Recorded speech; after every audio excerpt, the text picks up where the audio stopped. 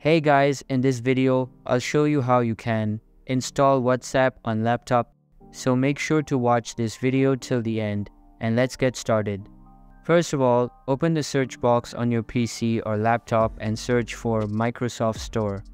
Now, make sure to update the application to the latest version available. Then, log in using your account, and after logging in, you will be redirected to the homepage of the app. Now, click on WhatsApp application. If you can't find it, click on the search bar at the top of the screen and search for WhatsApp inside it. Open the app tile and click on the download button. It will then automatically get installed on your PC.